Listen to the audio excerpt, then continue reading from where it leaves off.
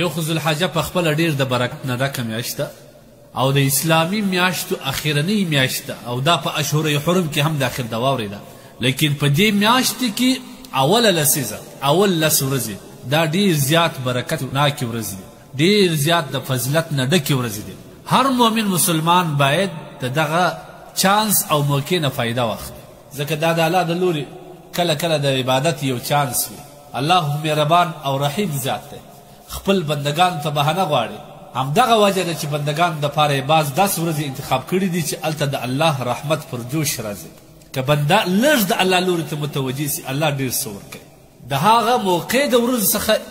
دغه لس ورځې هم دي حدیث کې راځي نبی علیه الصلاة والسلام فرمایي ما من ایام العمل الصالح فيه احب الى الله من هذه الايام العشر د دغه لسو ورځو څخه سیوا هېڅ ورځ دا رقم نسته چې په هغه کې د الله ته نیک عمل دومره خوند ورکوي لکه په دغه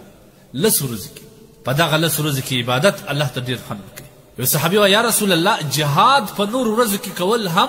تر دغه ورځو افضل نه دي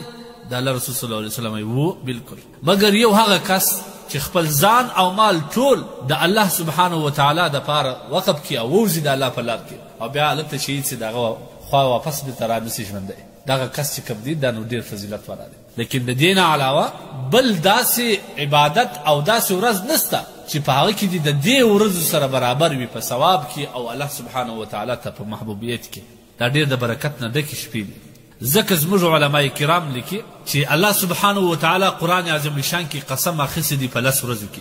مفسرین حضرات لیکي چې دا لس ورځ مراد دی والفجر وليال عشر الله سبحانه وتعالی وایي زما د قسم په سپېدو او په لسو شپو باندې دغه لسو شپو څخه مفسرین حضرات لیکي چې دا شپې مراد دا د ذوالحجې اولنۍ لس ورځې مراد دی د نورو ورځو په پرتله په دې ورځو کښې اعمال الله جل جلاله ته ډېر خوښ دي په دې ورځو کې چې څه وکړو هغه عبادات طاعات بندگی استغفار دا الله سبحانه وتعالی ته ډېر زیات خوښ دی زه یې څو اعمال درښیم چې په دې ورځو کې باید ډېر وسي یو عمل په دې ورځو کې د روژې نیول دی ځکه روژه په دغه ورځو کې ډېر زیات ثواب لري او خاص کر بیا د عرفات په ورځ باندې یعنی نم د ذوالحجه د دې میاشتې نم چې شروع سي په هغه ورځ باندې روژه ډېر زیات ثواب لري حدیث کې راځي نبی علیه الصلاة والسلام فرمایي د مسلم شریف روایت دی چې نبی علیه الصلاة والسلام وایي د عرفې د ورځې روژه نیول احتسب على الله ان یکفر السنة التي قبله وسنة التي بعده چې دا به د ده د ګناو مخکې یو کال ګناه او وروسته راتلونکي یو کال ګناو دپاره دا کفاره و ځکه د عرفات د ورځې روژه ډېر زیات ثواب لري او خاص کر په دغه میاشت په د اوله لسیزه کې که سړی توان او طاقت ولري هغه خو دې روژه ونیسي که نه بیا دغه د عرفات د ورځې روژه خو باید پاته نسي او دوهم په دې ورځو کې زیات د تهجد اهتمام وسي د نوافلو اهتمام وسي او دغه تسبیحات لا اله الا الله یا الله اکبر الله اکبر لا اله الا الله والله اکبر الله اکبر ولله الحمد دا نبی علیه الصلاة والسلام به د الله سبحانه وتعالی جل جلاله لپاره دغه کلمات شروع کړل په همدغه ورځو کې تکبیرات او تحمید لا اله الا الله نارینه به په لوړ اواز ووایي او د ښځو دپاره په کښت اواز لیکن اصل شروع کېږي دا د کوم وخت څخه هغه به انشاءالله بیا بیان کړو دریم عمل په دغه شپو کې توبه ایستل استغفار انسان د دې ټولو اعمالو سره باید الله ته متوجه سي پر خپلو کړلو ګناهو باندې د الله سبحانه وتعالی څخه معافي وغواړي او په دې